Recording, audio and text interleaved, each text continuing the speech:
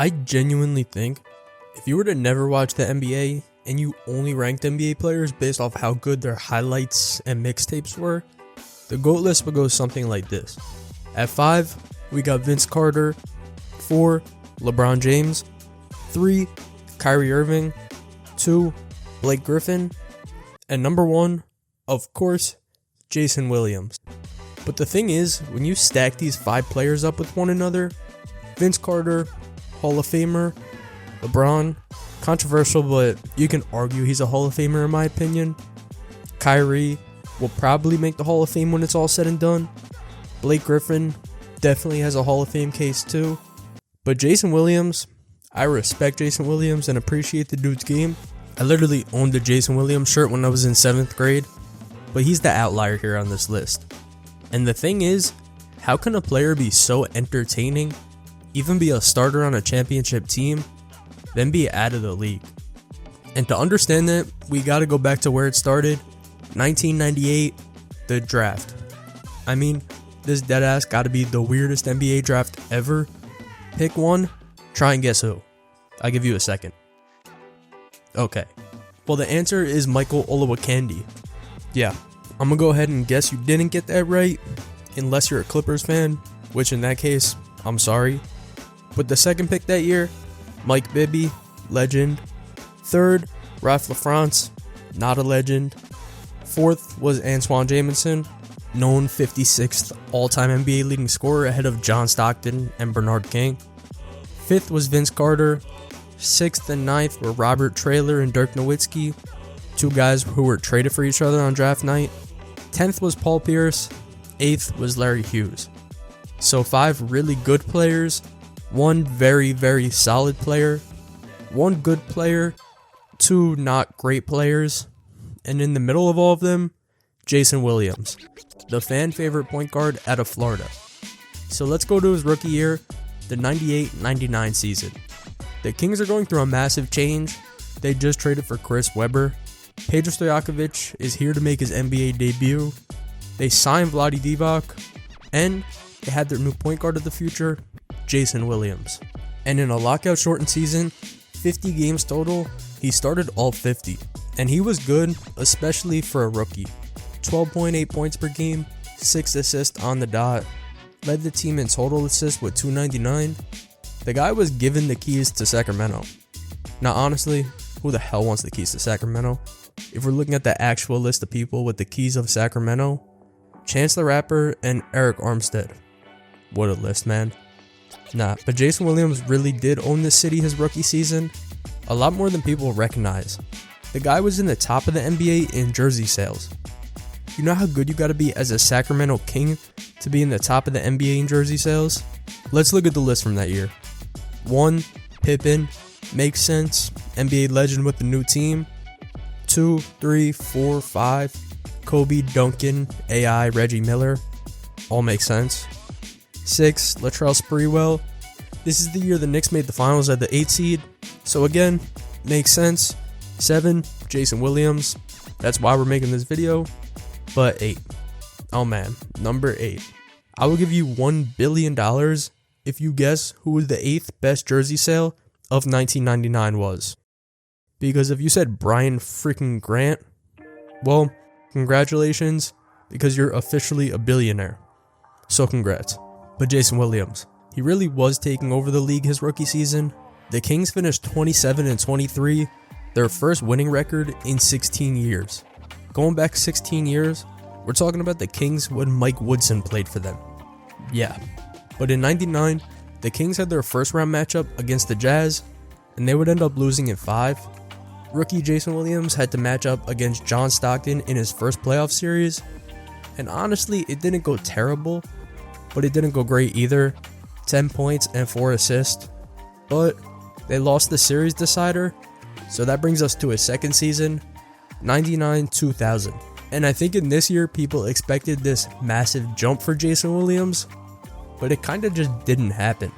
12.8 points his rookie season, 12.3 in his second season, but look at this. 37.4% field goal in his rookie season, 37.3% field goal in his second season. And this right here, the end of his career.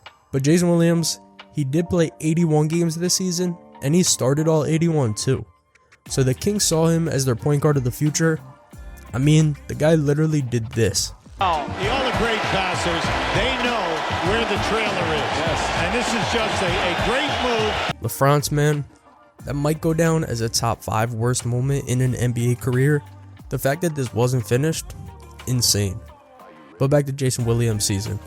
This season was kind of like a continuation of his rookie season. He ran with the same squad, him, Webber, Divac, Peja. But Jason Williams was still the fan favorite. I found this guy's poster on sale from 1999, $99 for a poster. Get out of here with that. Thanks. But yeah, Jason Williams continued this run with the Sacramento Kings system. He also became the Kings leader in threes made this season. He was 12th in the league in assists. Mark Jackson was still balling, but then we got random Central from 10 to 14. Oh yeah, and around this time, Jason Williams officially adopted the name half of us know him as today, White Chocolate. One of the best nicknames ever. I mean, we got the Big Aristotle, Round Mound of Rebound, White Chocolate, SGA, the Big Fundamental. Just 5 good basketball nicknames. But in Jason Williams' second season, the Kings finished 44-38.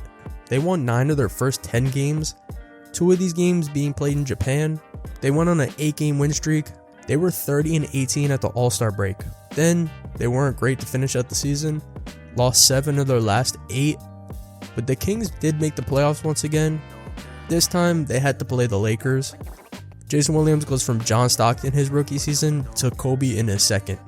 And yeah, of course, the Lakers won that series in 5, so the Kings did put up a good fight, but not good enough. The Lakers went on to win it all, and that would bring us to Jason Williams' third season.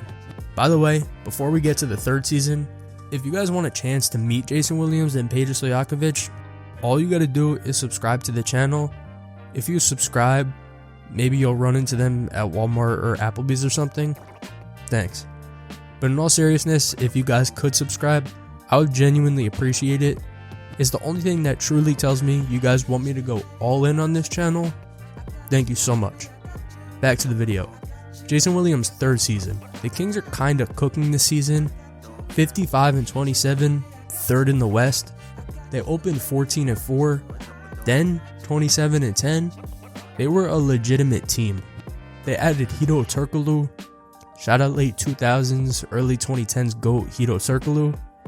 But again, Jason Williams, 77 games played, 77 starts. Up to this point, the guy started every single game in his NBA career. But for some reason, Jason Williams just couldn't take the next step I think the Kings wanted him to. I mean, this season, he averaged 9.4 points and 5.4 assists per game. A clear drop off from last year, but they were winning more, so did it really matter? Chris Webber averaged 27 and 11, Stojakovic averaged 20, and like I said before, they finished as the 3 seed. And this time, they got the Suns in the playoffs. The Jason Kidd Suns, which kind of feels like a made up team, right? I mean, the Suns are Steve Nash's team, man. But I guess this year, it was Jason Kidd and Shawn Marion. And this is the first time the Kings had like actual expectations in their series. It wasn't the Jazz, not the Lakers, but the young Suns team.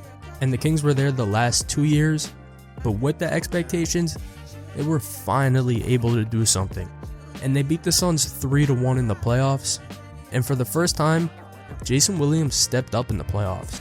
He raised his averages to 12 points per game from his season average of 9. But that means they had to play the Lakers in the next round. And you know, Shaq and Kobe, they're Shaq and Kobe.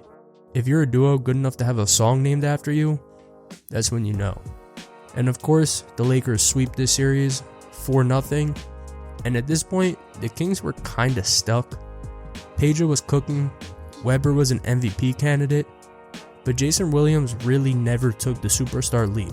Although he was the most exciting player on the court every game, the Kings really just didn't see the fit anymore. So what comes next for the Kings? Well, this. The Sacramento Kings concluded 3 turbulent years with Jason Williams. trading the flashy point guard to the Vancouver Grizzlies for Mike Bibby in a 4-man deal. And the thing was, Williams wasn't really happy in Sacramento anymore either. Unhappy as his playing time and importance to the Kings decreased last season, Williams openly questioned his role with the team and suggested he wanted to be traded. And the thing was, the Grizzlies, they needed that spark. They were about to move cities, so it was time for a refresh. In Williams, the Grizzlies acquired one of the most NBA's visible players who will be sure to sell many tickets in their new city. With the behind-the-back passes and long three-pointers, Williams became a fixture on national television highlight shows. So yeah, the Grizzlies were looking to put a show on in their new city, and honestly, that's exactly what they did not do. The Grizzlies had their cool little roster on their first year in Memphis, a big three of rookie Pau Gasol, rookie Shane Battier, fourth year Jason Williams. I mean, no one expected for this team to be a contender, but for Jason Williams alone, you can make a case this was the best year of his career up to this point. He averaged 14.8 points per game and 8 assists. This was the next step the Kings wanted to see the whole time. I mean, the highest mark for both stats, assists and points. The guy had a game where he scored 38 points and dropped 11 assists versus the Rockets. Williams was kinda cooking this year, but this was the opposite of that Kings team last year. The Grizzlies started off 0-8. They were trash. They finished 23-59, but they weren't really expected to be good. 2 rookies as their best players. It's like a 2025 Charlotte Hornets type roster. Just not really good. And honestly, it didn't even get better next season really, so we're going to go through this season quick. Again, they started 0-8. Their head coach, Sidney Lowe, he calls it quits pretty early in the season. Started 0-8, then dipped. So what do the Grizzlies do? The only thing that's an option, obviously. They hire a coach who hasn't coached in the NBA since 1987. Again, it's 2002 at this point. The guy hasn't coached in the NBA in 15 years. He was 69 years old at this point. But his name? Hubie Brown. The Grizzlies' hopeful savior. And honestly, he was a major help. Though not this season. So let's run through the rest of the season for the Grizzlies. They ended up going on a 13-year losing streak. I meant 13-game losing streak. But honestly, I'm keeping that in the video because they were that bad. But they did make a mid-season trade that would help them a lot. They traded their rookie, Drew Gooden, and of course, NBA superstar, Gordon Girasek.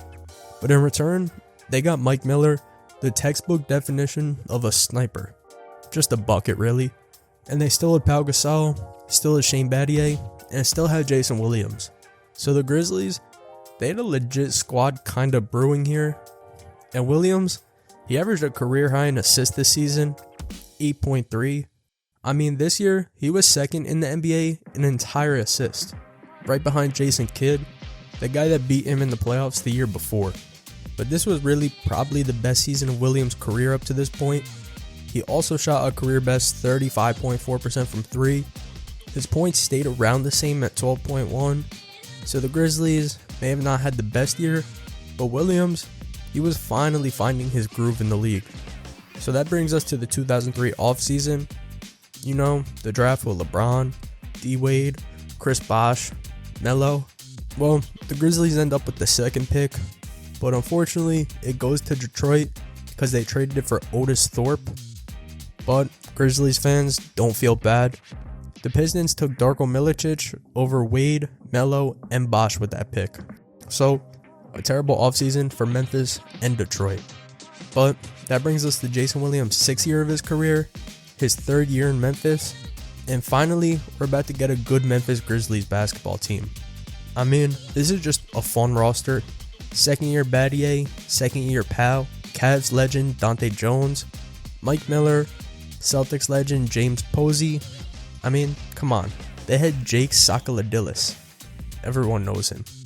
But then Earl Watson, Jason Williams, and Lorenzen Wright. RIP. But this team, they were good. And it didn't start off that good. They started 9-8. I mean, they ended December with a 7-game losing streak. Seemed like it was just going to be another one of those seasons, I guess. Till they started cooking. An 8-game winning streak in January, won 13 of 15 games in March, and they were heating up at the exact right time. Jason Williams, another pretty solid season, 10.8 points per game, 6.8 assists, but really, his role at this point, be the offensive engine, feed Pau Gasol. And honestly, that's just what Jason Williams did. The Grizzlies finished 50 and 34. Hubie Brown had this team cooking.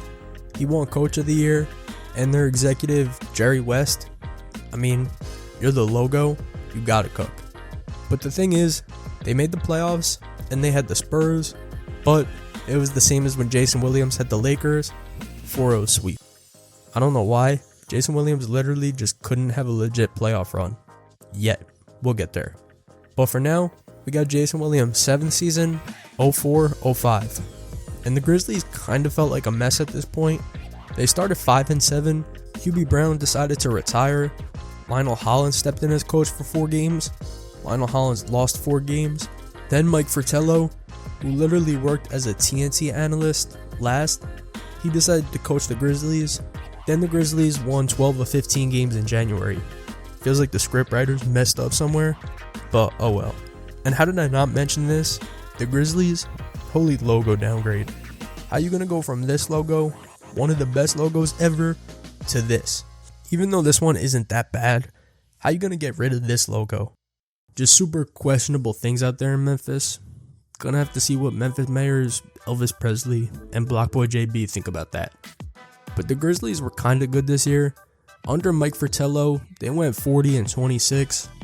They finished the season 45 and 37, which was good enough to make the playoffs and get swept by the Suns. At least this time though, it was the Steve Nash Suns, the real Suns team. But things got kinda heated in the locker room after the series. The reporters asked the Grizzlies why they played like ass, and this happened. Eventually, Jason Williams had to be pulled away by Grizzlies guard Mike Miller. But after getting in Calkins' face again, another Memphis official took Williams out of the locker room. Yeah, Memphis was stuck 2 years in a row, 2 sweeps, and then a couple weeks later, some NBA teams decided to make the biggest, most random trade in history. This. Pelicans get Rasul Butler, Grizzlies get Eddie Jones, Celtics get 2 second-round picks, Kenzel Woods and Albert Morales.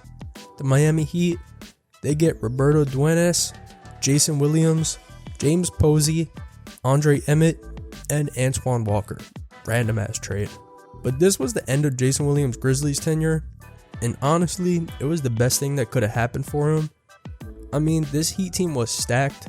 Jason Williams, Dwayne Wade, Shaq, Alonzo Mourning, Gary Payton. It's like an all-NBA team, all on the same team. And Stan Van Gundy was the coach actually. He went 11-10 and then resigned. So, what happens? The president of the team, Pat Riley, he just decided again, I'll coach. Why not? And the Heat, they had big expectations for Williams. He only played 59 games because of a knee injury. But when he did play, he played the second most minutes on the team behind D Wade. And he was the Heat's 3rd leading scorer and 2nd in assist. 12.3 points and 4.9 assists per game. So yeah, just solid. But the Heat were really good. They finished 52 and 30. Shaq and D Wade were both all NBA guys. Gary Payton and Alonzo Mourning were both 6th Man of the Year candidates. Udonis Haslem. But the Heat ended up with the Bulls in the first round. And it did take the Heat 6 games, but they did pull it off. But do me a favor and check who leads these games in scoring. Gordon, Wade, Shaq, all make sense. But who is A. Nuchoni? And why is he leading 2 games in the same series in scoring? And how can I recruit A. Nuchoni to the Washington Wizards today? Let me know. But after that series, the Heat had the Nets. This one wasn't close. Heat win at 5. And then the ECF, you had one of those stacked Pistons teams. Pistons with Billups, Hollises, Hamilton, Prince, those teams. But nope, Jason Williams, Game 6, 21 points on 10 of 11 shooting. The most important game of his career, the best game of his career. The Heat eliminated the Pistons and were on to the Mavs in the finals. And yes, the Mavs series is one of the most controversial ever. Definitely a chance the Heat were handed this series. But anyways, you know how it ends. They win their first championship in franchise history. The Miami Heat, the 2006 NBA champions. Jason Williams wins a championship in his 8th NBA season. Finally. Jason Williams is part of a good team, and he ends up as the starting point guard on a championship team. But after that, from there, it didn't really play out how everyone hoped. Williams would only end up playing 4 more seasons in the NBA. He ended up playing 2 more seasons for the Heat, missing around 20 games in each season, but his points and efficiency dropped every year. In the championship year, 12.3 points per game on 44%, then 10.9 points per game on 41%, then 8.8 points per game on 38%. And honestly, from all the wear and tear in his body, Williams decided to call it a career and retire after 10 years. Until Stan Van Gundy wanted to bring him back a year later with the Magic, where he could just be a vet guard off the bench. And somehow, I don't know, don't ask me, but the next season, he played all 82 games for the Magic. I don't know. But he was old at this point, just 6 points per game in 20.8 minutes per game, only 18 starts, but the next season, just more injuries. Basically, the Magic's 4th string point guard, they release him, he goes back to the Grizzlies, the franchise where he once held the all-time assist record.